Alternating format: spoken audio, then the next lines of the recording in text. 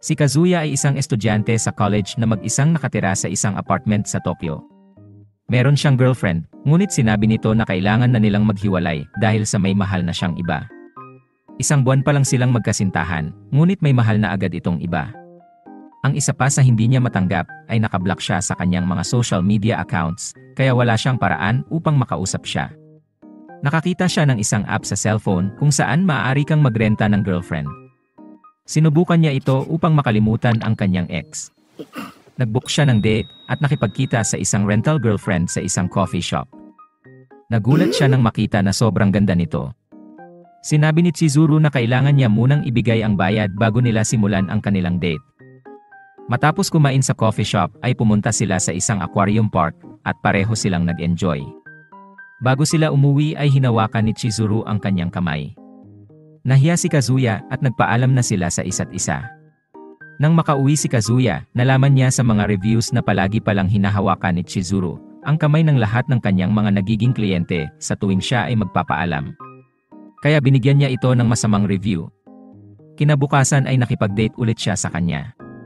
Matapos niyang ibigay ang kanyang bayad, tinanong niya si Chizuru kung paano niya nakakayang makipag-date sa taong hindi naman niya gusto. Bumisita ulit sila sa aquarium park at naalala niya ang kanyang ex-girlfriend na nangloko sa kanya. Dahil dito napagbuntungan niya ng galit si Chizuru. Nagtinginan ang mga tao sa paligid. Agad naman siyang hinila ni Chizuru papalayo. Hindi na nakapagtimpi si Chizuru at pinagalitan na niya si Kazuya. Sinabi niyang isa siyang rental girlfriend at ang trabaho lang niya ay magpanggap na kanyang kasintahan. Kung ano man ang problema niya sa kanyang buhay ay labas na siya rito. Habang pinapagalitan siya ni Chizuru ay may tumawag sa kanya. Ang kanyang lola ay nahimatay at isinugod sa ospital. Kaya agad nila itong pinuntahan. Tinanong ng kanyang lola kung sino ang babaeng kanyang kasama. Hindi masabi ni Kazuya ang totoo na nirentahan lang niya ito dahil ayaw niyang mapahiya sa kanyang pamilya. Kaya sinabi niya na siya ay kanyang girlfriend. Hindi sila makapaniwala na nagkaroon ng girlfriend si Kazuya. Tinanong ng kanyang lola kung may nangyari na ba sa kanilang dalawa. Nagulat at nagalit si Kazuya at natawa naman si Chizuru. Gustong ipagmalaki ng kanyang lola ang magandang girlfriend ng kanyang apo sa kanyang kaibigan na narito rin sa ospital. Kaya pinuntahan niya ito. Natakot naman si Chizuru dahil ang kanyang lola ay dito rin nakakonfine. Kaya agad silang umalis. Ngunit nakasalubong nila ito, kaya pumasok sila sa isang kwarto at nagkunwaring pasyente. Ngunit habang sila ay nagtatago ay may naramdaman si Chizuru. Kaya napasigaw ito at sinipa si Kazuya. Dahil dito nakita sila ng lola ni Chizuru. Ang lola pala ni Chizuru at lola ni Kazuya ay magkaibigan. Kaya wala nang nagawa si Chizuru at nagpanggap na rin sa kanyang lola na magkasintahan sila ni Kazuya. Lumabas na sila sa ospital at saglit na nag-usap. Sinabi ni Kazuya na ang kanyang lola ang dahilan kung bakit desperado siyang magkaroon ng kasintahan. Gusto kasi ng kanyang lola na makatagpo siya ng isang mabuting babae bago man lang siya mawala sa mundo. Sinabi ni Chizuru na kaya siya nagtatrabaho ay upang masuportahan ang gastusing medikal ng kanyang lola. At kahit hindi niya gusto ang trabahong ito, malaki kasi ang kinikita niya rito. Nagpaalam na si Chizuru at sinabing sa susunod na magkaroon ulit siya ng lola problems, ay maaari niya siyang tawagan at rentahan. Kinagabihan ay natawa si Chizuru nang makitang binigyan na siya ni Kazuya ng magandang review. Kinabukasan habang naglalakad sa campus ay may nabanggang babae si Kazuya. Hindi niya ito nakilala, ngunit ito ay si Chizuru at pareho pala sila ng pinapasukang school. Kinorner siya ni Chizuru at sinabi nitong mayayari siya sa kanya kung sasabihin niya sa iba ang kanyang trabaho.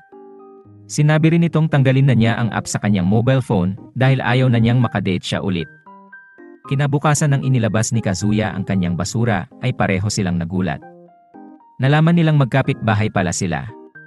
Agad na bumalik sa loob si Chizuru at sinabi nitong stalker si Kazuya.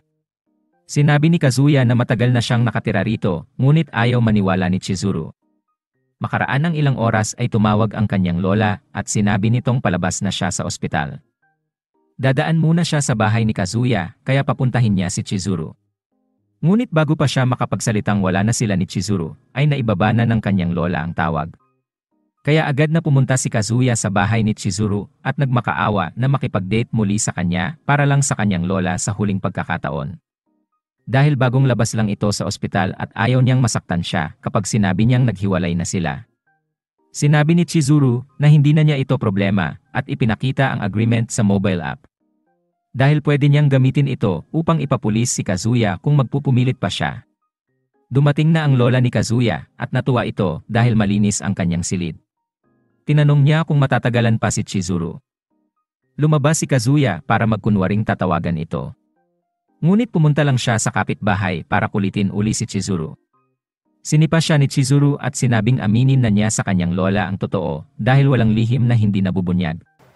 Bumalik na siya sa loob ng bahay upang sabihin na naghiwalay sila. Ngunit hindi pa man siya nagsasalita ay sinabi na ng kanyang lola na alam na niyang hiwalay na ang dalawa. Si Chizuru naman ay nakikinig sa likod bahay at nalungkot nang marinig ang sinabi ng lola ni Kazuya. Sinabi ng lola ni Kazuya na hindi na siya nagtataka kung iniwanan siya ni Chizuru. Dahil alam naman niyang wala siyang galing sa babae, kaya inaasahan na niyang hindi sila magtatagal. Sayang lang dahil si Chizuru ay isang mabuting babae. Bukod sa maganda, ay maganda rin ang kanyang ugali. Bigla naman pumasok si Chizuru na may dalang pagkain. Sa sobrang saya ng lola ni Kazuya, ay napaiyak ito. Matapos ang gabi, sinabi ng kanyang lola na bibisita siya rito kada Miyerkules, kaya imbitahin niya si Chizuru sa tuwing siya ay pupunta. Kalaunan ay nagkaroon ng kasunduan si Chizuru at Kazuya. Magpapanggap silang magkasintahan isang oras kada Miyerkules upang makipagkita sa kanyang lola. Pagkaraan ng isang linggo ay bumisita sila sa kanyang lola. Bago umuwi ay naisipan muna nilang kumain dahil hindi pa naman natatapos ang isang oras. Habang naglalakad ay nakita sila ng mga kaibigan ni Kazuya. Tinanong nila kung sino ang kasama nito at sinabi niyang siya ay kanyang girlfriend. Hindi sila makapaniwala at tinanong kung ano ang kanyang sikreto. Inimbitahan nila ang dalawa na sumabay na sa kanilang kumain dahil may celebration ang kanilang kaibigan na si Susano. Wala na silang nagawa dahil nagpupumilit talaga ang mga kaibigan ni Kazuya. Ang hindi nila alam ay imbitado rin dito ang kanyang ex-girlfriend na si Mami. Sobrang hiyang-hiya si Kazuya at hindi niya alam kung ano ang gagawin.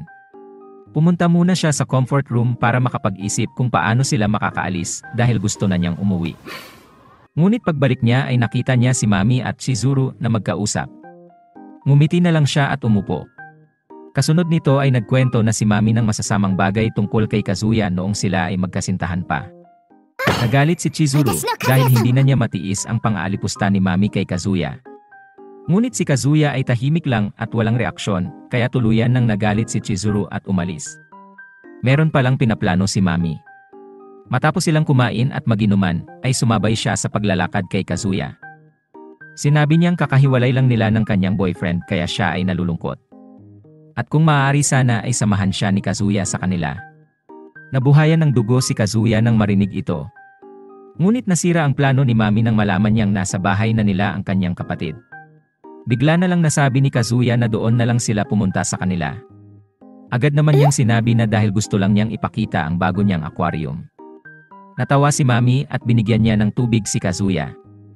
Kasunod nito ay siniraan na niya si Chizuru at sinabi niyang masyado itong magagalitin. Ngunit ipinaglaban ito ni Kazuya at sinabing mabuting tao si Chizuru. Nahiya si Mami sa kanyang sinabi at nagmadali namang umuwi si Kazuya. Nang makauwi siya ay agad niyang pinuntahan si Chizuru. Ngunit walang sumasagot sa pinto. Nakita niyang paakyat ito ng hagdan. Agad siyang humingi ng pasensya sa nangyari. Humingi rin siya ng tawad dahil hindi niya ito sinundan. Sinabi ni Chizuru na hindi siya nagalit dahil isa lang siyang bayarang girlfriend at natural lang na pipiliin niya ang kanyang ex. Kaya tinanong ni Chizuru kung nagkabalikan na ba sila. Sinabi ni Kazuya na kabaliktaran ang nangyari at parang mas nagalit pa ito sa kanya. Humingi ulit siya ng pasensya dahil nadamay pa ito sa kanyang problema. Naawa naman si Chizuru kay Kazuya at sinabing tutulungan niya itong makalimot. Kaya pumapayag na ulit siyang makipag-date sa kanya. Sobrang natuwa si Kazuya at napayakap ito kay Chizuru. Ngunit sinalubong siya ng tadyak. Kinabukasan ay nagkaroon ng outing ang barkada. Tinanong ng tropa kung bakit hindi niya kasama si Chizuru. Gumawa na lang siya ng dahilan upang hindi nakulitin ng mga ito. Pagdating sa resort, makikita na may kausap si Mami sa cellphone at sinasabi nitong gagawa siya ng paraan upang maghiwalay si Chizuru at Kazuya. Habang nagkakasiyahan ang mga tropa sa dagat, ay nilapitan siya ni Mami.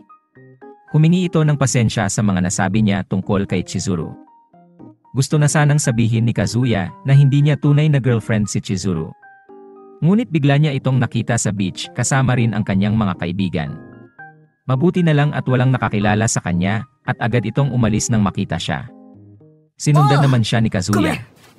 Nag-usap sila sa loob ng banyo at tinanong siya ni Chizuru kung bakit siya nito sinusundan. Sinabi niyang hindi ba't nag-usap na tayo na hindi magpapansinan habang siya ay nakadisguise. Tinanong din siya ni Kazuya kung ano ang ginagawa niya rito. Sinabi nitong matagal ng plano ng kanyang mga kaibigan na pumunta sa beach kaya napilitan siyang sumama sa mga ito. Kalaunan ay dumating si Mami at hinahanap si Kazuya. Nagpanik ang dalawa kaya lumabas na si Kazuya. Tinanong ni Mami kung sino ang kausap niya sa loob dahil may narinig siyang kausap nito. Sinabi ni Kazuya na may kausap lang siya sa cellphone. Ngunit sinabi ni Mami na naiwan ni Kazuya ang kanyang cellphone sa lamesa. Nang bubuksan na ni Mami ang pinto, ay biglang lumabas si Chizuru. Kasunod nito ay dumating din ang mga kaibigan ni Kazuya. Nagulat sila nang makita si Chizuru at tinanong kung anong ginagawa nilang dalawa sa banyo. Bumalik na sila sa beach habang si Mami ay naiwan sa isang sulok na may kausap. Habang naglalaro ng baraha, ay tinanong siya ng kanyang mga kaibigan kung paano sila nagkakilala ni Chizuru at paano nagsimula ang kanilang relasyon. Nahihirapan si Kazuyang magpaliwanag dahil baka siya ay magkamali. Kaya gumawa na lang siya ng dahilan upang makapag-swimming. Nakita ni Mami na mag-isa lang si Kazuya kaya nagkunwari ito at sinabing nahulog sa tubig ang kanyang pulseras. Ngunit nang lumapit si Kazuya ay bigla niya itong hinalikan. Nagulat si Kazuya at naalala ang araw na una silang nagkakilala ni Mami. Unang araw ng kolehiyo noong ma-inlove siya kay Mami. Nakita niya ang magandang ngiti nito habang tumatawa sa kanyang mga jokes. Kalaunan ay nagtapat na siya rito at sa hindi niya inaasahan ay sinagot naman siya ni Mami. Nang bumalik sila sa grupo ay hindi maalis sa isip ni Kazuya ang nangyari. Iniisip na niyang sabihin na si Chizuru ay hindi niya tunay na girlfriend upang magkabalikan na sila ni Mami. Sinabi ng grupo na gusto nilang makita ang bahay ni Chizuru. Dahil mukha itong mayaman at siguradong maganda ang bahay nila. Ngunit sinabi ni Kazuya na hindi na pwede ito dahil maghihiwalay na sila ni Chizuru. Ang lahat ay nagulat sa sinabi ni Kazuya. Sinuntok siya ni Kiba at sinabi nitong masyado siyang malibog at hindi nag-iisip. Sinabi ni Kiba na pinaglalaruan lang siya ni Mami at para siyang tangang naniniwala rito. Habang nag-aaway ang dalawa ay umalis na si Chizuru. Umalis na rin si Kazuya para hindi na humaba pa ang gulo. Habang naglalakad ay nagkita sila ni Chizuru. Humingi ng paumanhin si Kazuya sa nangyari. Sinabi ni Chizuru na natural lang na magagalit sa kanya ang kanyang mga kaibigan dahil hindi nila alam ang kanilang setup. Nang pabalik na si Chizuru sa kanyang mga kaibigan ay nakasalubong naman niya si Kiba. Tinanong nito kung pwede silang mag-usap. Nakita ni Kazuya ang dalawa kaya lumapit siya para alamin kung ano ang nangyayari. Sinabi ni Kiba na si Kazuya ay isang mabuting tao at mas inuuna nito ang iba kesa sa kanyang sarili. Kaya nang ipinagtanggol siya ni Chizuru sa restaurant ay natuwa siya para kay Kazuya. Dahil sa wakas ay meron ng nakakaunawa kung gaano siya kabuting tao. Binigyan niya si Chizuru ng 2 tiket sa ferry at sinabing bigyan pa niya ng isang pagkakataon si Kazuya. Naiyak naman si Kazuya nang marinig ito. Napagdesisyonan nilang dalawa na magkita sa huling pagkakataon, ngunit hindi rin sila nakapag-usap ng maayos. Dahil masama ang pakiramdam ni Chizuru at nahihilo ito.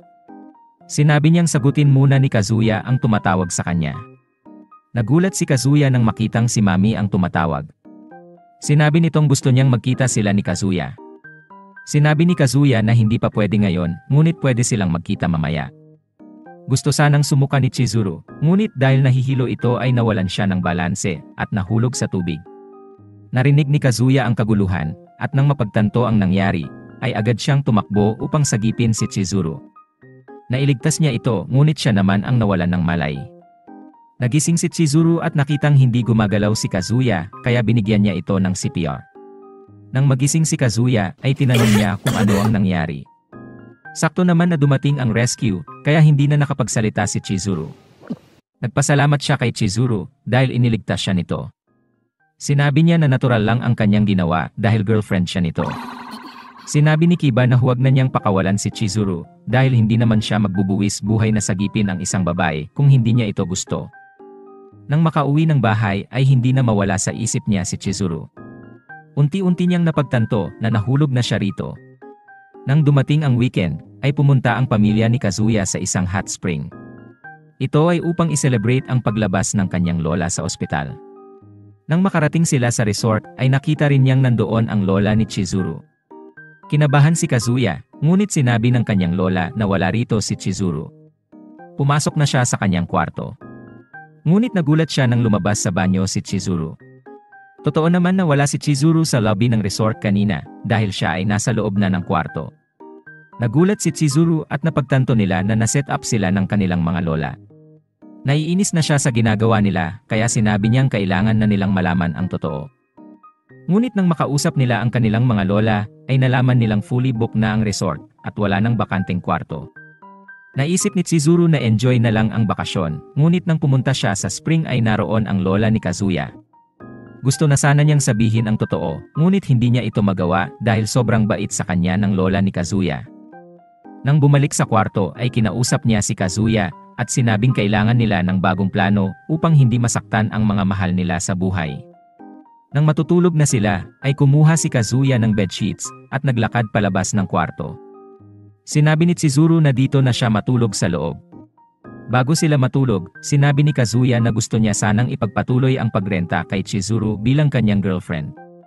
Pumayag naman si Chizuru, ngunit sinabi niyang kailangan pa rin humanap ni Kazuya ng tunay na girlfriend dahil hindi nila kakayanin na magpanggap habang buhay at mas masasaktan ang mga taong nakapaligid sa kanila kung magtatagal pa sila. Kinabukasan ay sinabi ni Kazuya sa kanyang mga kaibigan na nagkabalikan na sila. Tiningnan rin ni Kazuya ang kanyang wallet at nakita niyang malaki na ang kanyang nagagastos. Habang naglalakad nakasalubong nila si Kuri at sinabi nitong gusto niyang mag-group date sila dahil siya ay may girlfriend na rin. Gusto sana niyang tumanggi ngunit hindi nakikinig si Kuri. Habang papauwi ay nagtataka si Kazuya kung paano nagka-girlfriend si Kuri. Bigla naman siyang may nakabangga. Nagalit ang babae sa kanya dahil nakita nitong nakatingin siya sa kanyang panty. Kinabukasan ay nagkita sila sa isang sports center at dito nakilala nila ang kanyang girlfriend na si Ruka. Siya rin yung babaeng nakabangga niya kahapon.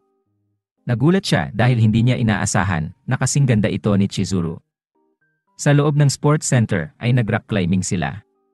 Hindi akalain ni Chizuru na magaling pala siya rito. Ngunit si Kazuya ay sobrang nakakatawa dahil kahit anong gawin niya ay hindi ito makaakyat. Ang mga tao ay nakatingin sa kanila dahil hindi sila makapaniwala na girlfriend nila ang dalawang magandang babae. Makaraan ng ilang sandali ay lumapit si Ruka at tinanong kung pwede silang mag-usap. Sumama naman si Chizuru sa kanya. Nang silang dalawa na lang ang tao ay tinanong ni Ruka kung isa bang rental girlfriend si Chizuru. Nagkunwari si Chizuru na walang alam at tinanong kung ano ang rental girlfriend. Sinabi ni Ruka na kung hindi siya bayaran ay kailangan niyang halkan si Kazuya. Dahil normal lang naman sa magkarelasyon ang maghalikan. Sinabi niya ito kay Kazuya kaya nagpanggap silang naghahalikan. Ngunit hindi pa rin naniniwala si Ruka dahil wala naman siyang nakita. Gumawa na lang ng kwento si Kazuya na kailangan ng umalis ni Chizuru dahil may inuutos ang kanyang lola. Nagakit na rin si Kuri na umuwi. Sinundan naman ni Kazuya si Ruka dahil natatakot siya na baka magkwento ito kay Kuri. Ngunit nagulat siya nang makita na hinihintay siya ni Ruka. Tinanong ni Ruka kung totoong boyfriend siya ni Chizuru. Hindi pa rin sinabi ni Kazuya ang totoo kaya umalis na si Ruka. Ngunit nang pipigilan ni Kazuya si Ruka ay nadakma niya ang jumbo ito. Kaya hinampas siya nito at sinabing totoo ang kanyang hinala na hindi sila tunay na magjowa ni Chizuru. Ngunit sinundan pa rin siya ni Kazuya at sinabing kailangan nitong mag-record ng pangako na hindi niya sasabihin ang sekreto nila sa iba. Tinanong ni Ruka kung bakit ganoon na lang kahalaga sa kanya ang reputasyon ni Chizuru. Ikinuwento niya na iniwan siya ng una niyang girlfriend at dahil sa kalungkutan at depresyon ay nagrenta siya ng girlfriend. Ngunit dahil sa hari siya ng sablay ay aksidente niyang naipakilala sa kanyang lola si Chizuru. At nang makita niyang sobrang saya ng kanyang lola, hindi na niya magawang sabihin sa kanya ang totoo. Hindi makapaniwala si Ruka na napakabuti ng dahilan ni Kazuya. Sa pagtakbo nito ay iniwasan niya ang isang matanda kaya nadulas siya sa hagdan. Mabuti na lang at nailigtas siya ni Kazuya. Agad siyang itinulak ni Ruka. Sinabi ni Kazuya na kaibigan niya si Kuri, kaya hindi niya pwedeng hayaan na masaktan ang kanyang bagong girlfriend. Nagmakaawa si Kazuya at sinabing gagawin niya ang lahat, huwag lang mapahiya si Chizuru. Dahil mabuti itong tao at ginagawa niya lang ito upang maipagamot ang kanyang lola. Sinabi ni Ruka na isa rin siyang rental girlfriend. Sinabi niya ito kay Chizuru at marahil ito rin ang dahilan kung bakit niya nalaman ang kanyang trabaho. Kinabukasan ay aksidente silang nagkita ni Ruka. Sinabi ni Ruka na may gusto siyang sabihin kay Kazuya. Ngunit nakita niyang papalapit na si Kuri kaya dinala niya si Ruka sa isang kwarto. Dahil ayaw niyang makita sila ni Kuri dahil baka malaman nito ang tungkol kay Chizuru. Sinabi ni Ruka na gusto niyang yakapin siya ni Kazuya. Nagulat si Kazuya, kasunod nito ay narinig niya ang boses ni Kuri kaya hinila niya si Ruka papunta sa ilalim ng lamesa. Ngunit tumunog ang cellphone ni Ruka dahil tumaas ang blood pressure nito. Narinig ito ni Kuri at nagulat siya nang makita si Kazuya. Magpapaliwanag sana si Kazuya, ngunit biglang nagsalita si Ruka at sinabing Kuribayashi-san, maraming salamat sa pagrenta sa akin bilang girlfriend. Agad na umalis si Kuri at hinabol siya ni Kazuya. Ngunit bago umalis si Kazuya, sinabi niya kay Ruka na masama ang kanyang ginawa dahil napahiya si Kuri. Hindi na niya nakita si Kuri kaya ikinuwento na lang niya ito kay Chizuru. Nagulat na lang si Kazuya nang makita na katabi na niya si Ruka kaya tinakpan niya ang pangalan ni Chizuru sa pinto. Sinabi ni Ruka na nang minsang mapadaan sila rito ay nasabi ni Kuri na dito ka nakatira. Ni-record ni Ruka ang sarili at sinabing hindi niya sasabihin sa kahit kanino ang trabaho ni Chizuru at ang peking relasyon nila ni Kazuya sa isang kondisyon. Na kailangan nilang lumabas at mag-date. Nagulat si Kazuya at Chizuru. Sinabi ni Ruka na nung una ay na-curious lang siya nang malaman niyang niligtas niya si Chizuru nang mahulog ito sa peri. Ngunit nang makita niya kung paano niya protektahan si Chizuru noong sila ay nag-group date, ay naisip niyang kung ganoon siya sa nirerentahan niyang girlfriend, ay baka mas higit pa siguro ang ipapakita niyang pagmamahal sa tunay niyang kasintahan. Hindi makapaniwala si Kazuya na may totoong magkakagusto sa kanya. Lumabas na si Chizuru at sinabi ni Ruka na tama nga ang kanyang hinala. Sinabi ni Chizuru na okay lang na lumabas sila ni Kazuya, ngunit komplikado pa ang sitwasyon. Dahil hindi pa nila nasasabi ang totoo sa kanilang pamilya. Ayaw pumayag ni Ruka, sinabi niya na alam niyang gusto rin siya ni Kazuya dahil hinawakan nito ang kanyang dibdib. Napatingin ng masama si Chizuru, kaya binago ni Kazuya ang topics at sinabing mas mabuting pumasok muna sila sa loob at baka may makarinig pa sa kanilang usapan. Nang pumasok sila sa bahay ni Kazuya, ay sinabi ni Ruka na siguro ay madalas rito si Chizuru dahil sobrang kaswal nitong pumasok sa bahay ni Kazuya. Pumulupot si Ruka kay Kazuya at sinabing siya lang ang pwedeng tumabi rito. Sinabi ni Chizuru na kailangan nila ng 5 minuto upang makapag-usap. Ayaw pumayag ni Ruka, ngunit nang si Kazuya na ang nagsabi ay hindi na ito nakatanggi. Tinanong ni Chizuru kung interesado si Kazuya kay Ruka.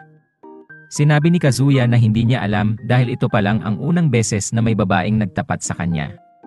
Sinabi niyang maganda si Ruka, ngunit masasaktan ang kanyang kaibigang si Kuri kapag pinatulan niya ito. Sinabi rin niya na sasabihin na niya ang totoo kay Kuri upang hindi na magamit ni Ruka ang kanilang sekreto. Dahil pareho naman silang nagrenta ng girlfriend kaya siguradong itatago nila ang sekreto ng bawat isa. Hindi na nakapaghintay si Ruka kaya pumasok na ito. Nakita niyang tumatakas si Kazuya kaya agad niya itong sinundan. Nang maabutan siya ni Ruka, sinabi ni Kazuya na hindi niya magagawang lumabas ng kasama siya dahil siguradong masasaktan ang kanyang kaibigan. Naabutan rin sila ni Chizuru at nang makita niyang umiiyak si Ruka, ay sinabi niyang pagbigyan na niya ito kahit subukan lang niya. Ngunit parang hindi nakakayanin ni Kazuya dahil halos 3 oras na lang siyang nakakatulog dahil mayat maya siyang pinapaulanan ng text message ni Ruka at obligado siyang mag-reply kung hindi ay magagalit ito at tatawag. Pagdating sa school ay nagulat siya dahil bigla na lang nagpakita si Ruka. Sinabi ni Ruka na dahil hindi nagre-reply si Kazuya ay pinuntahan na lang niya ito. Sinabi ni Kazuya na hindi sila pwedeng magkita sa school dahil baka makita sila ni Kuri. Pumayag naman si Ruka, ngunit sinabi niyang malapit na ang Pasko at gusto niyang makasama si Kazuya sa araw na ito. Kinagabihan ay naisip ni Kazuya si Chizuru. Matagal na rin silang hindi nagkikita at gusto niyang makasama ito sa Christmas.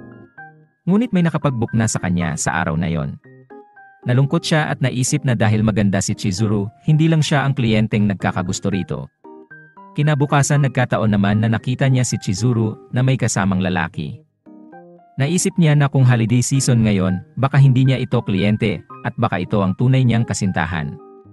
Alam niyang masamang sundan sila, ngunit hindi siya mapalagay. Nakita niyang pumasok sila sa sinehan. Nanood rin siya ng pelikula, ngunit wala namang nangyari. Sinundan pa rin niya ang dalawa at narinig niya na ang pangalan nito ay Yumi. Narinig din niya ang mga sinasabi ng tao sa paligid na bagay silang dalawa. Kaya mas na-insecure pa si Kazuya. Kung ano-ano nang pumasok sa kanyang isip.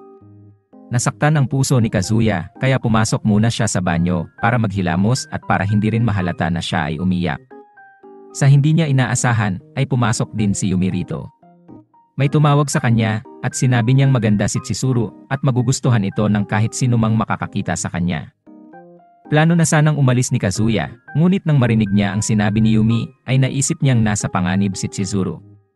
Sa harap ng malaking Christmas tree ay nakita niyang magkasama ang dalawa at parang maghahalikan. Natapilok si Kazuya nang sinubukan niyang pigilan ang mangyayari, ngunit nalaman niya na inaayos lang ni Yumi ang kanyang hikaw. Sinabi ni Chizuru na siya ay nangangarap na maging aktres at si Yumi ay kasama niya sa workshop. At dahil mahal ang tuition sa acting school, kailangan niya ng ekstrang trabaho. Hindi makapaniwala si Kazuya at tinanong si Yumi kung ano ang narinig niya kanina sa banyo. Sinabi ni Yumi na nirerekomenda niya si Chizuru sa kakilala niyang direktor dahil magugustuhan siya ng lahat ng makakakita sa kanya. Umalis na si Yumi at naiwang shock si Kazuya. Nagalit si Chizuru at tinanong kung bakit niya sila sinusundan. Sinabi ni Kazuya na aksidente lang niyang nakita silang dalawa at gusto na sana niyang iwan sila, ngunit may narinig siyang kausap si Yumi. Kaya nag-alala siya na baka may mangyaring masama sa kanya. Galit pa rin si Chizuru, ngunit binigyan niya ng regalo si Kazuya. Ito yung binili niya kanina sa shop. Kaya pala niya inimbitahan si Yumi ay gusto niyang malaman ang opinyon ng isang lalaki sa bibilhin niyang regalo para sa kanya. Naiyak si Kazuya dahil ito ang unang Pasko na nakatanggap siya ng regalo mula sa isang babae. Tuwang-tuwa si Kazuya nang makauwi. Kinabukasan ay lumabas sila ni Chizuru upang pag-usapan ang kanilang sitwasyon. Tinanong ni Chizuru kung na-inlove na ba si Kazuya sa kanya. Ngunit hindi maamin ni Kazuya ang totoo, kaya sinabi na lang ni Chizuru na dapat lang dahil ginagawa lang nila ito para sa kanilang mga lola. Nalungkot si Kazuya nang marinig ito. Nang papauwi na sila ay nakita sila ni Ruka. Agad nitong dinambahan si Kazuya at sinabing dapat siya ang dinidate nito. Humingi siya ng tulong kay Chizuru, ngunit deadma lang siya. Hinila na ni Ruka si Kazuya at wala na itong nagawa. Piniringan niya si Kazuya at sinabing huwag niyang huhubarin ito. Dinala niya si Kazuya sa isang motel. Nagulat si Kazuya nang makitang naghuhubad ng medyas si Ruka. Inakala ni Kazuya na may gagawin si Ruka, ngunit hindi niya alam na gusto lang nitong mag-usap sila. Ikinuwento niya kay Ruka ang lahat ng nangyari. Simula sa ospital, sa hot spring, at hanggang sa kasalukuyan. Naintindihan naman ito ni Ruka. Sinabi niyang para matapos na ang kanilang pagpapanggap ay ipakilala na siya ni Kazuya sa kanyang pamilya na kanyang bagong girlfriend. At para hindi na rin mahirapan si Chizuru na magpanggap sa kanyang lola. Sinabi ni Kazuya na hindi ito ganun kadali dahil napalapit na sa kanyang pamilya si Chizuru. Nagpumilit pa rin si Ruka at sinabing hanggang kailan niya balak magpanggap. Sinabi niyang handa siyang ibigay ang lahat kay Kazuya. Nagulat si Kazuya at hindi niya alam kung ano ang gagawin kaya pumunta muna siya sa banyo. Nakita naman ni Ruka ang notification sa cellphone ni Kazuya. Kinahapunan ay nagkita sila ni Chizuru upang makipagkita sa kanyang lola. Dumating na ang kanyang lola kasama ang buong pamilya. Nagulat sila nang dumating din si Ruka. Tinanong ng kanyang lola kung sino siya at sinabi nitong siya ang girlfriend ni Kazuya. Ikinagulat ito ng kanyang lola kaya hinila niya si Kazuya. Sinabi ni Kazuya na mahilig lang talagang magsinungaling si Ruka at normal na sa kanyang gumawa ng kwento. Naniwala naman ang kanyang lola at sinabing sa bagay mahirap paniwalaan na may dalawang magandang babaeng humahabol sa kanya. Kumain na sila at pagkatapos ay pumunta sa templo. Ngunit hindi nila makita si Ruka at ang kanyang lola. Iniisip ni Chizuru na baka sinasabi na nito ang totoo sa kanyang lola. Ngunit kabaliktaran ang nangyari at mas naunawaan ni Ruka ang sitwasyon. Dahil sobrang mahal ng lola ni Kazuya si Chizuru, kaya hindi niya magawang sabihin ang totoo. Kalaunan ay nakita sila ni Chizuru at sila ay bumalik na. Sinabi ni Chizuru na hindi ibinunyag ni Ruka ang kanilang sekreto. Humingi si Kazuya ng paumanhin dahil gumawa siya ng kwento tungkol kay Ruka na mahilig itong magsinungaling. Nagpasalamat rin siya dahil wala itong sinabi sa kanyang lola. Sinabi ni Ruka na hindi pa ito ang tamang panahon kaya hindi niya ito ginawa. Ngunit hindi siya magpapatalo at sinabing isang araw ay matatanggap rin siya ng lola ni Kazuya. Kinabukasan ay nagulat si Kazuya dahil katrabaho na niya si Ruka. Sinabi ni Ruka na mas darami ang kanilang quality time, ngunit naiinis naman si Kazuya dahil mahihirapan na siyang makawala kay Ruka. Nagrenta ng karaoke ang kanyang mga katropa at tinanong niya kung nasaan si Kuri. Sinabi nilang hindi na lumalabas ng bahay si Kuri. Minabuti na niyang hindi na magtanong pa dahil alam naman niya ang rason kung bakit. Pagkaraan ng ilang araw ay nakuha ni Kazuya ang kanyang sweldo. Iniisip niya kung itatabi niya ito o gagamitin para makadate si Chizuru. Ngunit naisip niyang lagot siya kapag nalaman ito ni Ruka. Pumunta siya sa apartment ni Chizuru at humingi ng pabor. Tinanong ni Chizuru kung para saan. Kinabukasan ay sinabihan ni Kazuya si Kuri na magkita sila sa station. Ngunit si Chizuru ang nakipagkita sa kanya at sinabing siya ang rental girlfriend niya ngayon. Hindi makapaniwala si Kuri kaya hinanap niya ang pangalan ni Chizuru sa website. Gusto na sanang umuwi ni Kuri, ngunit sinabi ni Chizuru na gusto niyang pumunta sa amusement park. Hindi pa rin siya makapaniwala na isang rental girlfriend si Chizuru dahil sa tuwing magkasama sila ni Kazuya ay parang totoong may nararamdaman sila sa isa't isa. Kaya inisip niya na baka ginagawa lang nila ito dahil alam nilang siya ay napahiya. Kaya sinabi niya kay Chizuru na marami pa siyang gagawing assignment. Sinabi ni Chizuru na mas mahalaga ang pag-aaral. Kaya mag-isa na lang siya papasok sa park dahil sayang naman ang nabili niyang tiket. Nagbago na ng isip si Kuri dahil alam niyang maaaring mabastos at mapahamak si Chizuru kung mag-isa lang ito. Pumasok na sila sa amusement park at nag-enjoy. Sumakay sila sa maraming rides at pumasok sa haunted house. Masaya si Kuri sa panahong nakasama si Chizuru. Sinabi rin niyang maraming magandang babae sa Rent a Girlfriend website at hindi mahirap na ma-inlove sa mga ito. Nang sumapit na ang gabi, tinanong ni Kuri kung magkano ang kanyang babayaran. Sinabi ni Chizuru na nabayaran na siya. Nakita naman niya si Kazuya na nagtatago sa gilid. Sinabi ni Kazuya na hindi niya sinasadyang magsinungaling sa mga kaibigan. Nirentahan niya si Chizuru upang makalimutan si Mami, ngunit sa hindi inaasahang pagkakataon ay nakita nilang kasama niya ito. At nang malaman niya ang tungkol sa kanila ni Ruka, ay ginamit niya ang una niyang sweldo upang bumalik ang dating ugali ng kanyang kaibigan. Medyo nahiya si Kuri, kaya tumawa na lang siya sa ginawa ni Kazuya. Dahil dito naging maayos na ulit silang dalawa. Nang gabing iyon ay nagkita sila ni Chizuru sa likod ng kanilang apartment. Sinabi nitong siya naman ang hihingi ng pabor sa kanya. Sinabi niya na may bagong rental girlfriend na kailangan niyang turuan. Ngunit mas mabuti siguro kung lalabas sila ni Kazuya upang masanay ito sa mga lalaki. Dahil sobrang mahiyain ito at nagrereklamo na ang mga kliyente. At dahil practice lang ito, wala siyang babayaran. Kinabukasan ay nagkita sila ni Sumi. Siya ang rental girlfriend na sinasabi ni Chizuru, at sa una pa lang ay makikitang sobrang mahiyain nga ito. Sinimulan na nila ang date at inakit niya itong kumain. Ngunit nakita sila ni Mami at sinundan sila nito. Sinubukang kausapin ni Kazuya si Sumi, ngunit sobrang mahiyain ito at hindi makapagsalita. Kaya nag-bowling na lang sila para kahit papaano ay mag-enjoy ito at kumalma.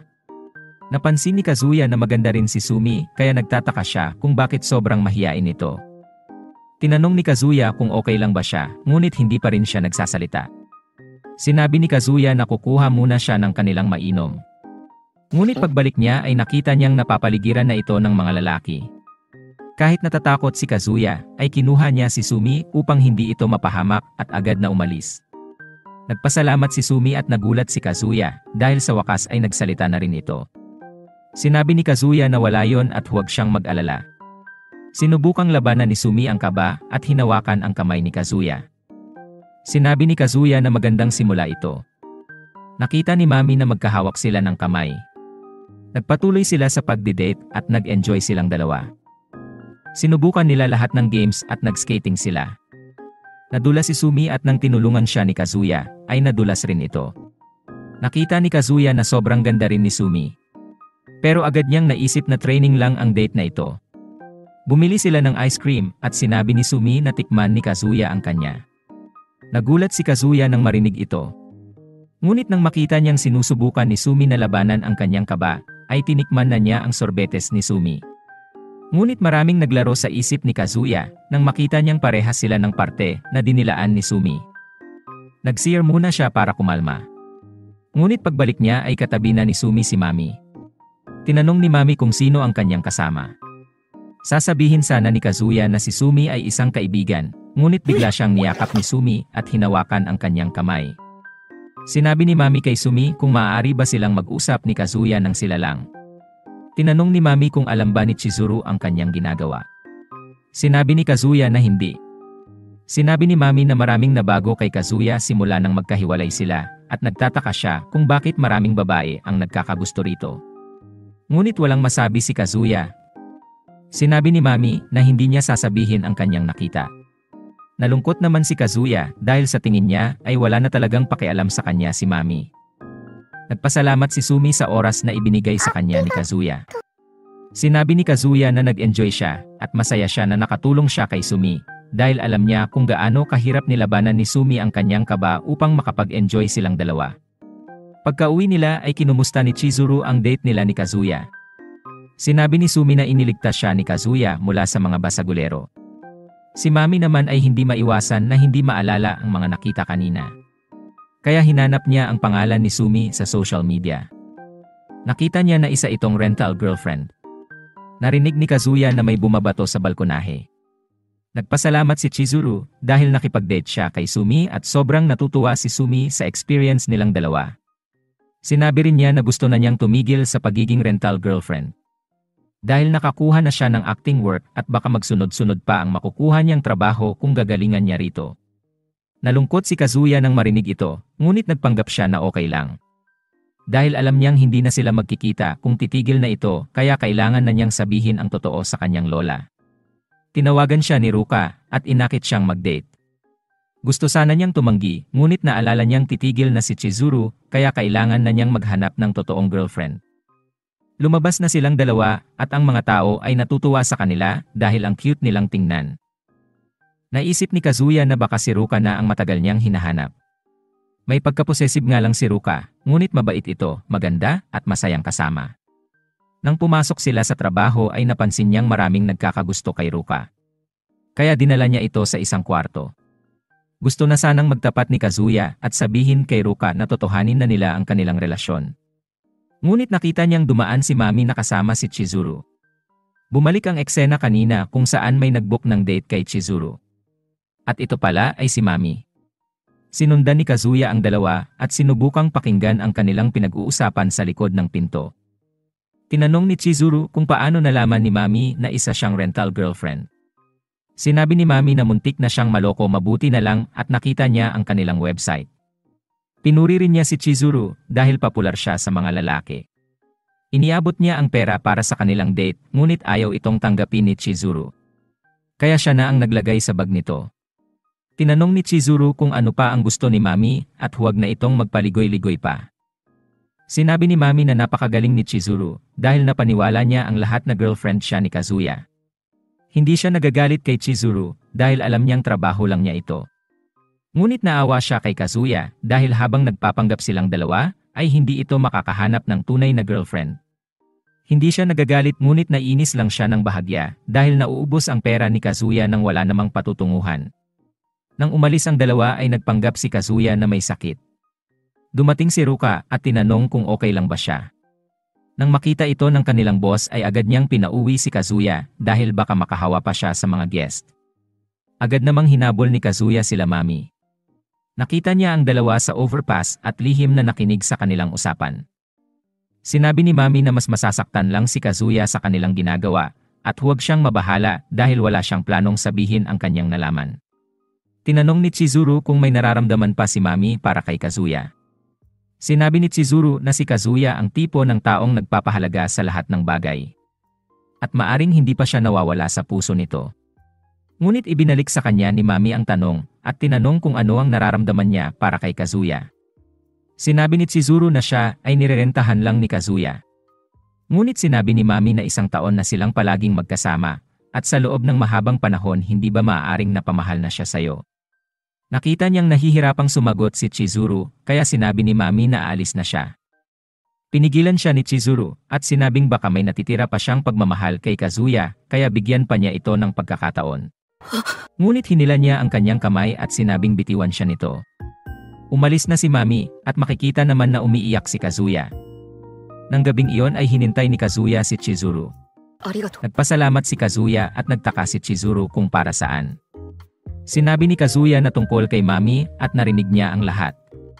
Nagulat si Chizuru at tinanong kung paano niya to nalaman. Sinabi ni Kazuya na doon siya nagtatrabaho sa karaoke at nakita niyang pumasok sila ni Mami. Hindi dapat siya nakinig sa kanilang usapan, ngunit nagpapasalamat pa rin siya sa ginawa nito para sa kanya. Namula ang pisngi ni Chizuru at sinabing kailangan na niya ng totoong girlfriend. Ngunit sinabi ni Kazuya na siya ang kanyang kailangan at siya ang gusto niyang maging girlfriend. Dito na po nagtatapos ang Season 1. Kung gusto niyo pong maging updated sa susunod na video, ay maaari po kayong mag-subscribe. Maraming salamat po.